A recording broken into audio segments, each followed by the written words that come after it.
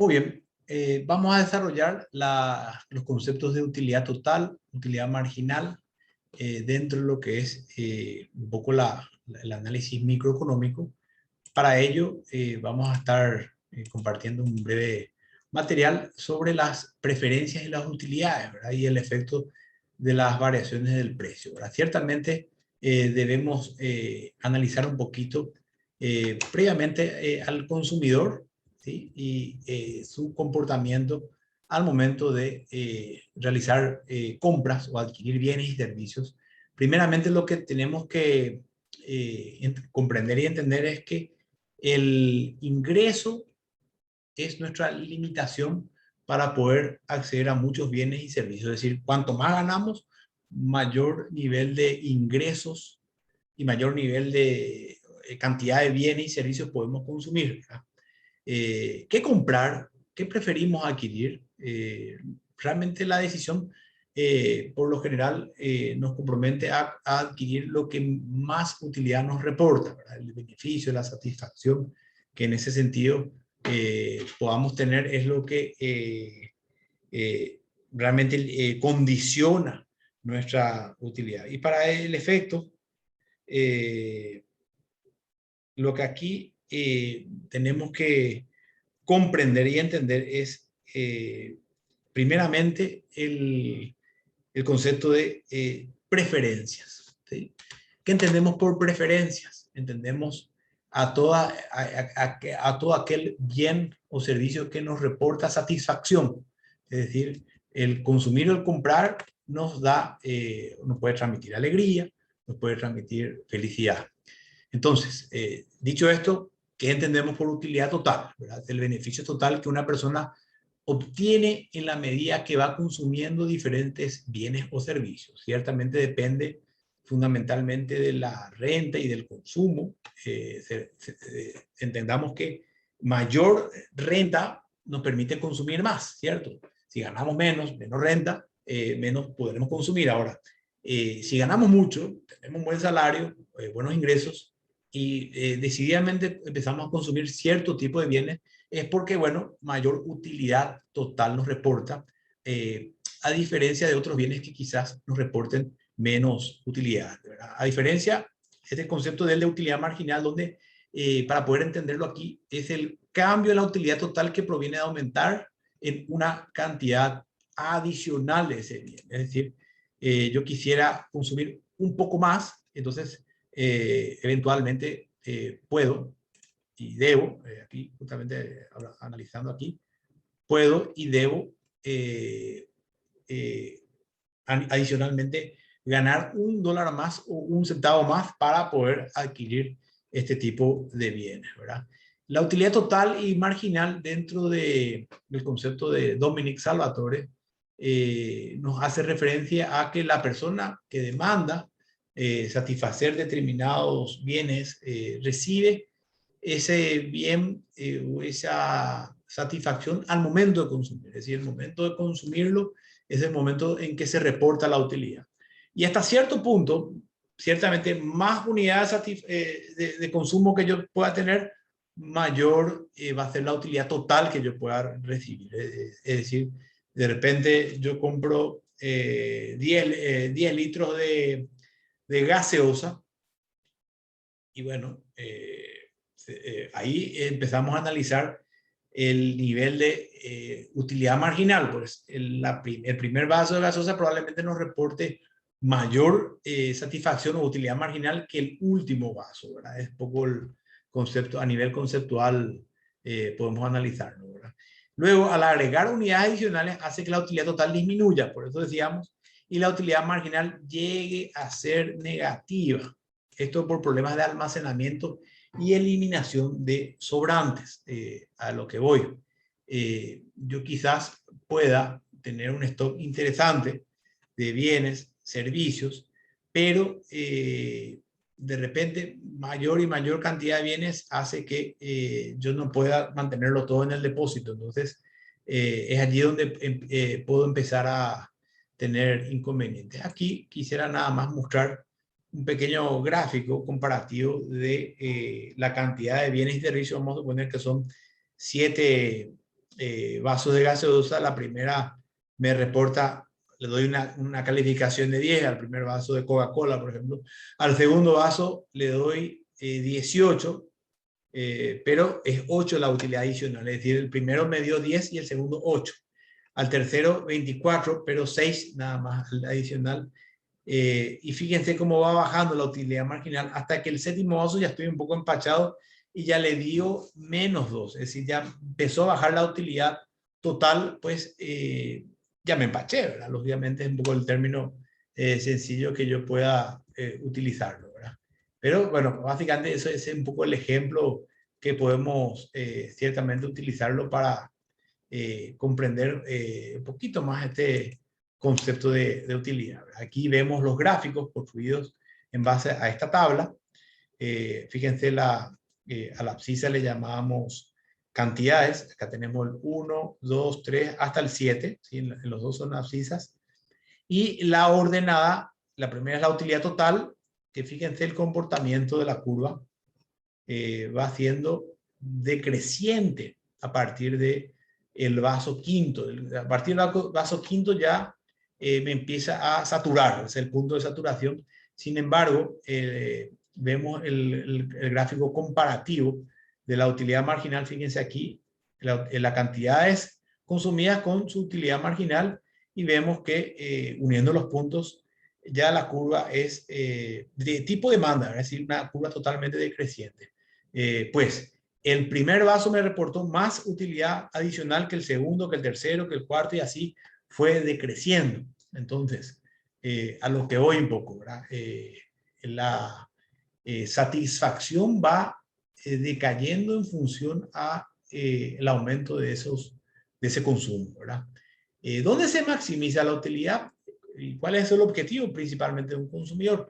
El consumidor, al menos racional, maximiza la utilidad total o la satisfacción derivada del gasto de su ingreso personal y busca ciertamente alcanzar un techo de equilibrio, es decir, hasta el nivel que yo logre una satisfacción real.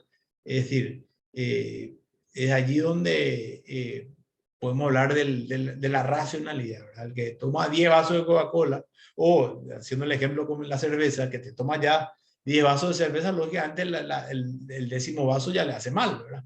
El primer vaso te puede reportar placer, pero después va siendo perjudicial naturalmente, ¿verdad? Entonces, es un poco esta la combinación que podemos ir generando, ¿verdad? Este es un ejemplo muy interesante que también les dejo para la lectura.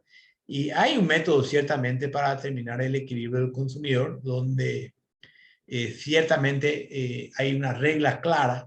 Primera es gastar todo el ingreso posible, ¿sí? Todo lo que podamos ganar lo gastamos en cosas que nos gustan. Y segundo, igualar la utilidad marginal por una unidad monetaria gastada en todos los bienes. Es decir, tratar de, en lo posible, contar con una racionalidad. Ahora, y ahí es donde entra el ahorro y la inversión. Ciertamente entendamos que el ahorro y la inversión son comportamientos de cara al futuro para la adquisición o compra. Es decir, lo que yo quiero comprar un coche a futuro y estoy ahorrando hoy para el efecto y ganando intereses, entonces también me va a reportar una satisfacción plena el poder hacer compras a futuro. Pero claro, yo lo que hago es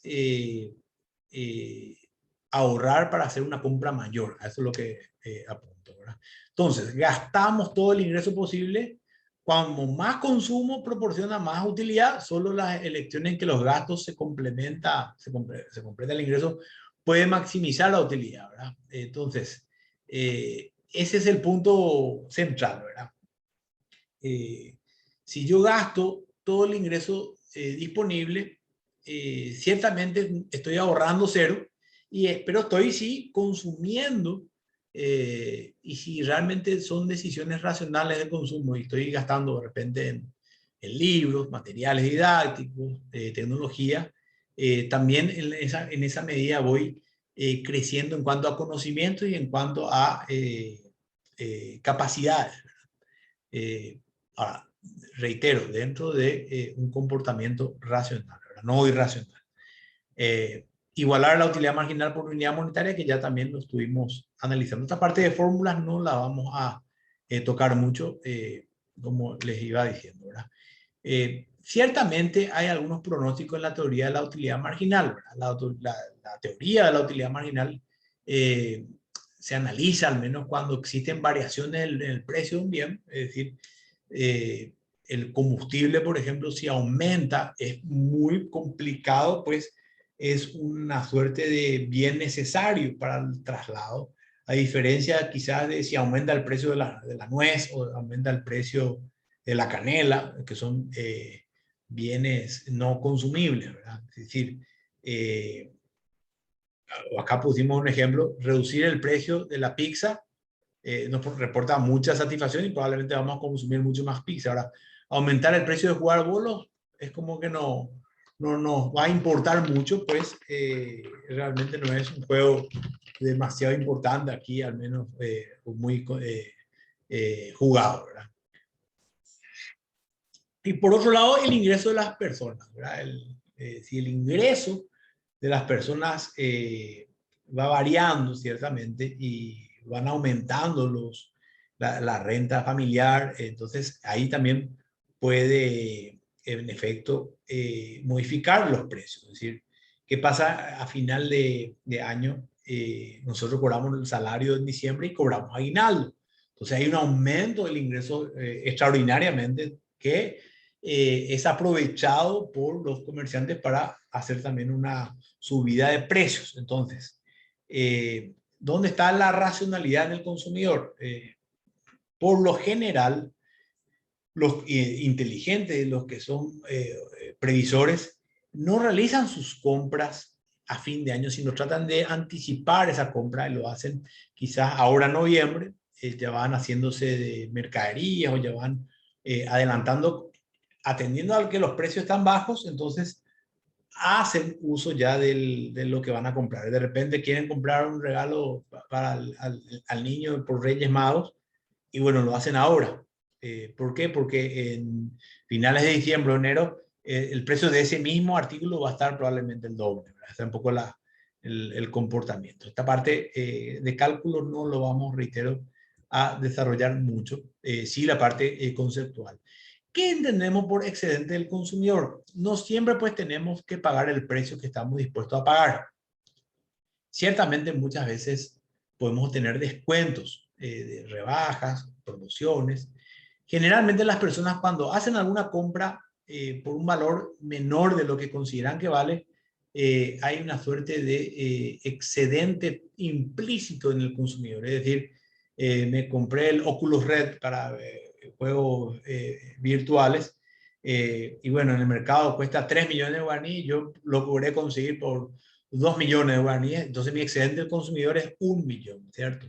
Es el valor o beneficio marginal de un bien menos el precio que se pagó sobre él y ciertamente hace también una suerte de posibilidad que yo pueda quizás comprar 2 o 3 cantidades de ese mismo bien. Es decir, ¿cuál es el precio de lo que la gente debe pagar y cuál es el valor de lo que la gente está dispuesta a pagar, ¿cierto? Generalmente la moda interfiere muchísimo dentro de esta dualidad, porque el precio que debe pagar generalmente va vinculado al costo. Si costó mucho producirlo, realmente, y hay un plus adicional que el productor coloca para tener una ganancia, pues enhorabuena, es el precio que debería pagar el consumidor, pero sin embargo, por la especulación, el productor, atendiendo a que estamos en épocas de fin de año, aguinaldo, y hay mucho ingreso, entonces sabe el productor y el vendedor que la gente está dispuesta a pagar más, entonces alza el precio de propósito como para justamente incrementar su ganancia. Entonces, el excedente del consumidor es la diferencia entre el precio que un consumidor está dispuesto a pagar por un bien y el precio por el que realmente paga. Yo estaba dispuesto a pagar por el Oculus Red, sí, 3 millones iba a pagar, pero conseguí una rebaja y realmente conseguí a 2 millones, bueno, genial, ¿verdad? a eso apuntamos un poco en analizar principalmente este concepto. Aquí hay algunos gráficos y curvas que muy interesantes para poder analizarlo aquí. Si el precio de la cerveza es 6, Juan pagó 10, ¿verdad? Su excedente compra y su excedente es 4. Carlos 7, compra y su excedente es 1. María no compra cerveza y Ana no compra cerveza. Ese es un ejemplo que dejamos allí, ¿verdad? Y el excedente del productor es el beneficio adicional que obtienen por la venta de sus productos, ya que son capaces de venderlos a un precio mayor del que estarían dispuestos a cobrar. Es decir, yo también, por el lado del productor, puedo buscar obtener beneficios adicionales. Y ciertamente, y es lo que explicaba recién, en la medida en el que el mercado me permita, yo puedo cobrar mucho más o quizás mucho menos, dependiendo del momento, ¿verdad?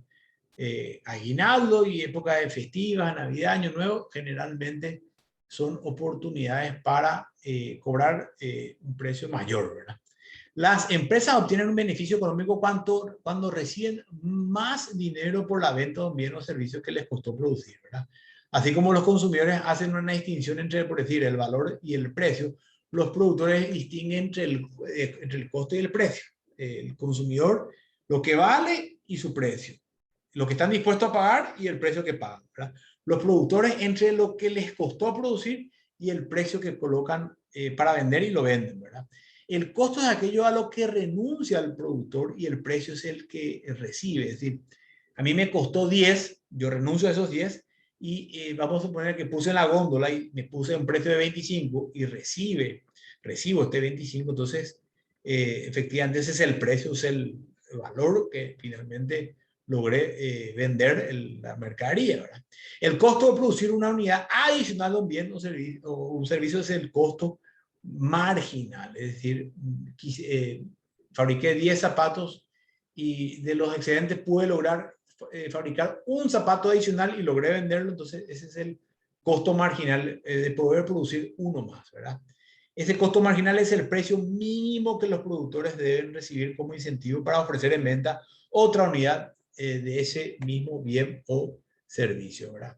Este es el precio que determina finalmente la oferta. El mínimo de lo que puede valer que va en función al costo, ¿verdad? O sea, básicamente a eso debe apuntar. El excedente del productor es el precio que se recibe por un bien menos su precio mínimo de oferta o el costo marginal sobre el total de la cantidad vendida. Aquí dejo también algunos ejemplos y estos puntualmente gráficos que son interesantes para realmente los que estudian economía, analizan bastante estos puntos. Aquí vemos que el excedente del consumidor representa esta franja, está la curva de demanda, está la curva de oferta, está el punto de equilibrio, el precio de equilibrio del mercado, el precio promedio es 15 y bueno, yo estaba quizás dispuesto a pagar 25, pero pagué 15, entonces todo esto es el excedente del consumidor.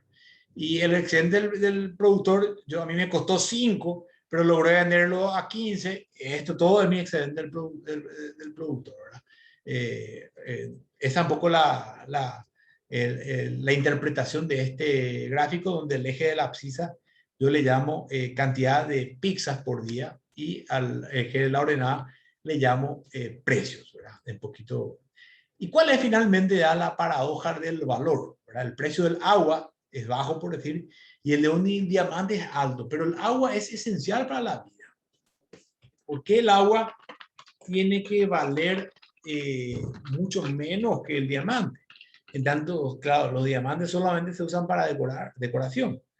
¿Por qué la valiosa agua es tan barata en tanto que los diamantes, un artículo inútil en comparación con aquella, son tan caros? La utilidad total del agua es muy alta, sin embargo, su utilidad marginal es mucho menor. Ese es el concepto. Dado que consumimos una gran cantidad, se puede decir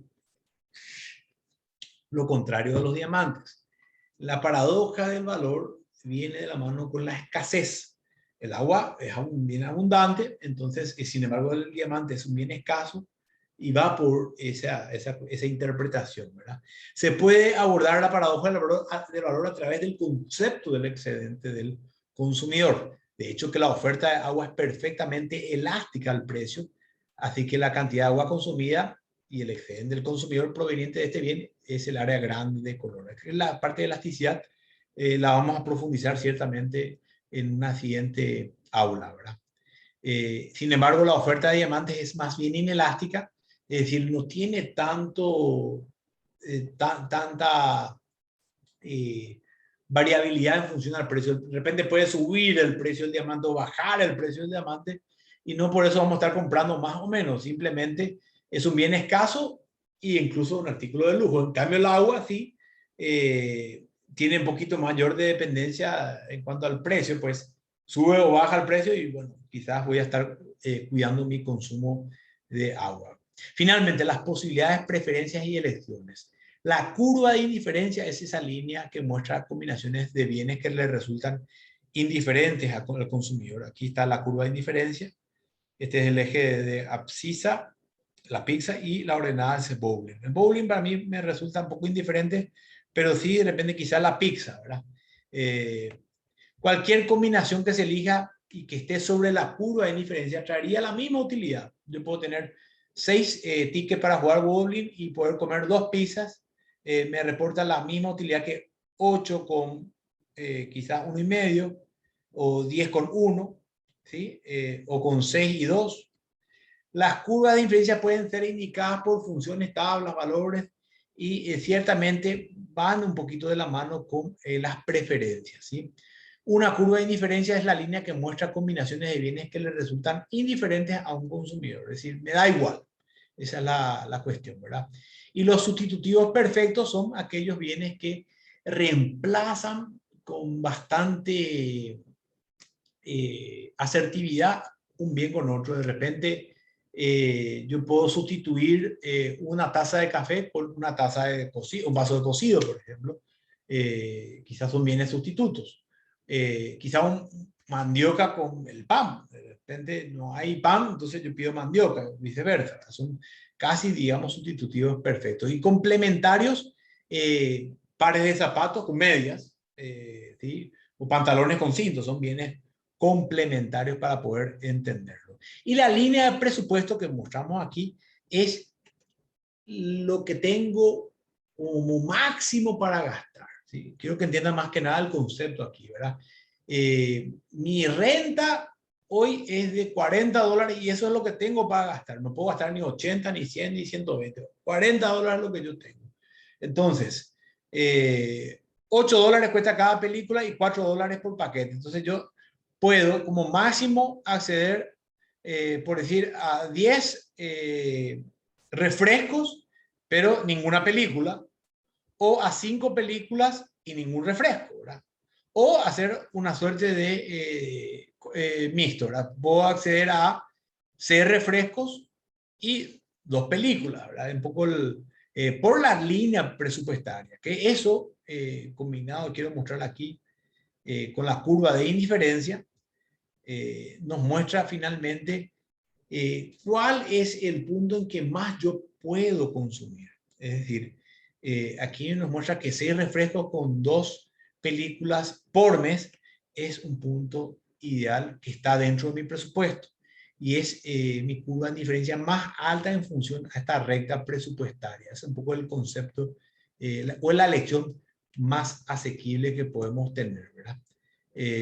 Podemos tener algunos efectos de sustitución, ciertamente esa parte no la vamos a profundizar mucho. También pueden haber cambios en el ingreso. Si hay cambios en el ingreso, la recta presupuestaria, como pueden apreciar, se puede desplazar, ciertamente se puede expandir.